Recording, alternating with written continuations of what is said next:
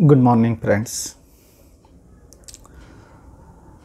हम NLP neuro linguistic programming के ज़रिए हम मैक्सिमम आउटपुट कैसे ले सकते हैं, उसी सब्जेक्ट पे आज हम डिस्कस करेंगे। यदि आप पब्लिक स्पीकर हो, आप उसी को एनहांस करना चाहते हो, आप मार्केटर हो, आप मार्केटिंग करते हो, उस चीज़ को आप एनहांस करना चाहते हो, आप किसी प्रोडक्ट बेस्ड कंपनी में काम करते हो और आप मैक्सिमम आउटपुट लाना चाहते हो, तो NLP के ये जो फंडामेंटल थिंग है, यदि हम उस चीज़ को फॉलो करते हैं तो हम ज़रूर से कामयाबी के मोड़ पे आ सकते हैं। फ्रेंड्स, हम सब जानते हैं कि मार्केटिंग दो प्रकार की होती है। एक एक्सटर्नल मार्केटिंग होती है, एक इंटरनल मार्केटिंग होती है। एक्सटर्नल मार्केटिंग में हम प्रिंट मीडिया का यूज़ करते हैं, पेपर, आउटलेट, कट्स, पैम्पलेट्स। उसी में हमारा जो सब्जेक्ट है वो स्किल बेस है या प्रोडक्ट बेस है, उस चीज़ को हम डिस्प्ले करते हैं। सेकंड चीज़ होती है इंटरनल मार्केटिंग। इंटरनल मार्केटिंग में हम हमारे इर्द गिर्द जो लोग आते हैं, जो हमारे क्लाइंट होते हैं, उसके हम डेटा कलेक्ट करते हैं। जो क्लाइंट हमसे सीख के गए हैं उनके डेटा हम सेव रखते हैं। जो नए स्टूडेंट आते हैं उसी के बारे में हम उनके डेटा कलेक्ट करते हैं और उसको हम फॉलोअप के रूप में हमेशा यूज़ करते हैं। जैसे कोई एनुअल फंक्शन हो, यदि कोई त्यौहार हो, दिवाली हो, दीपावली हो, को हम उनके साथ हमेशा फॉलोअप में रहते हैं। This is called internal marketing. अभी थर्ड चीज़ आती है secrets of marketing. Secrets of marketing का मेन थिंग कि हम जिस स्किल को लेके बैठे हैं, हम जिस प्रोडक्ट को लेके बैठे हैं, क्योंकि हमारा प्रोडक्ट हमारा स्किल होता है, तो उस चीज़ को डिस्प्ले करने के लिए, स्प्रेड करने के लिए, हमारी एक पहचान बनाने के लिए हम कितना कमिटमेंट है। So the first point of secret marketing is commitment. How you commit yourself regarding to your subject. Second thing is consistency. How you consistent with your skill, with your product, with your subject. आप market में टिके रहते हो, कितना समय टिके रहते हो, आप मायूस हो जाते हो, उस समय दौरान आप अपना काम करना बंद कर देते हो, या स्टिल आप मार्केट में खड़े रहते हो, that is called your consistency. This two things are called secret marketing. Third thing is what you invest regarding to your subject, regarding to your skill. आप अपने स्किल को ज़्यादा से ज़्यादा लोगों के बीच में स्प्रेड करने के लिए आप अपना टाइम इन्वेस्ट करते हो, एडवर्टाइज के लिए आप अपना पैसा इन्वेस्ट करते हो। This all are thing called a secret marketing. Okay, then to develop your skill और टू डेवलप योर सेलिंग और marketing, first you have to take lectures. आपको छोटे छोटे लेक्चर्स लेके regarding to subject a right people आपको choose करके आपको छोटे छोटे लेक्चर लेना है। सेकेंड चीज़ आती है, आपके पास आपके विजिटिंग कार्ड्स होना चाहिए। विजिटिंग कार्ड वो चीज़ है जो हैंडी होती है, उसमें आपके बारे में short, not a brief, short में आपके बारे में इनपुट दिया जाता है। विजिटिंग कार्ड में आपका लोकेशन होना ज़रूरी है, आपका मोबाइल नंबर होना ज़रूरी है, आपका ईमेल एड्रेस होना ज़रूरी है। आपका विजिटिंग कार्ड भड़काऊ नहीं होना चाहिए, एक शांत कलर आपको चूज़ करना पड़ेगा। लोग आपको आपके विजिटिंग कार्ड को देखने से प्रभावित होने चाहिए। ओके, विजिटिंग कार्ड देने के बाद में भी उनको पढ़ने के लिए आपको टाइम देना होगा। यदि वो कोई क्वेश्चंस पूछते हैं तो उसका आपको रिप्लाई भी देना होगा। देन आफ्टर, आपका जो स्किल है, आपका जो प्रोडक्ट है, उसके लिए आपके पास आपके फ्लायर्स और ब्राउचर्स होना ज़रूरी है। Flyers and brochures are nothing but a brief more than your visiting card, a details about yourself, your product, your skill, your knowledge, what you serve to people and what you want to achieve, that all things are involved in a brochures.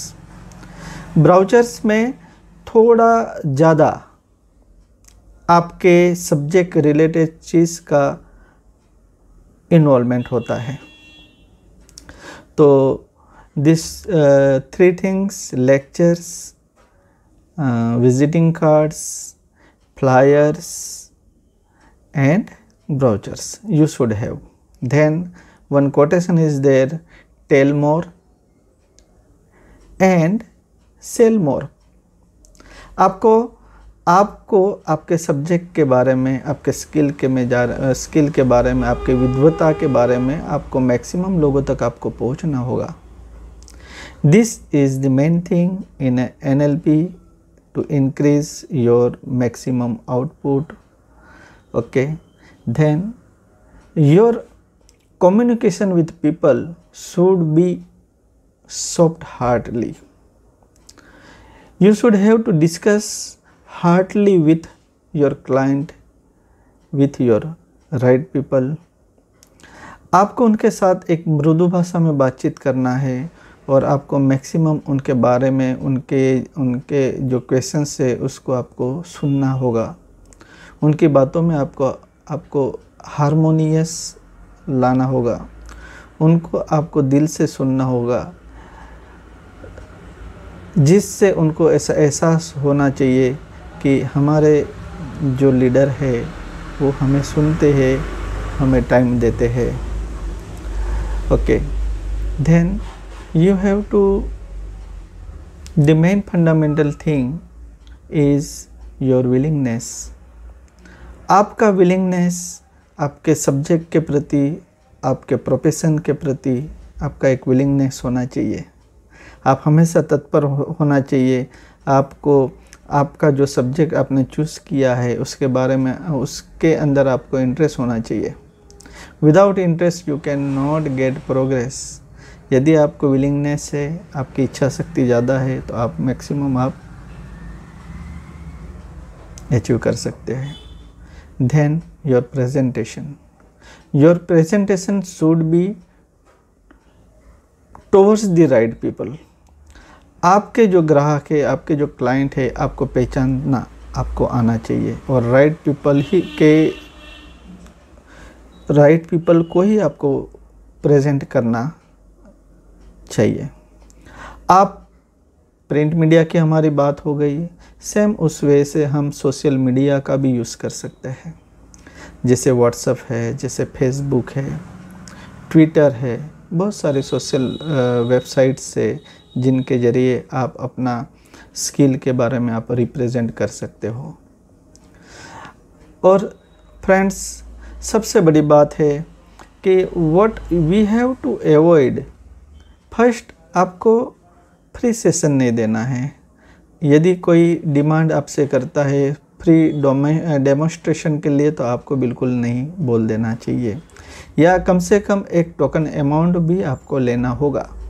यदि आप अपने free demonstration देते हो तो उसका गलत उपयोग होगा और आपका वैल्यू डाउन होगा, डेफिनेटली आपका वैल्यू डाउन होगा। सो you should not have to give a free demonstration regarding to your subject. Okay, then you have to avoid criticism. आपका जो सब्जेक्ट है उस रिलेटेड जो भी मोडालिटीज़ है, जो भी मार्केट में जो वर्क कर रहे हैं उनके बारे में यदि आप क्रिटिसाइज करते हो या अपने आप को सुपीरियर साबित करना चाहते हो, तो सबसे पहले ऐसा होगा कि आपको सुनने वाला आपकी वैल्यू डिटरमाइन कर लेगा और आपको ही वो छोड़ देगा। देन मेरे ख्याल से हमें ज़्यादा से ज़्यादा बोलना नहीं चाहिए। You should not have to talk more, you have to talk related to your subject. Okay, and it should be in a संक्षिप्त में होना चाहिए।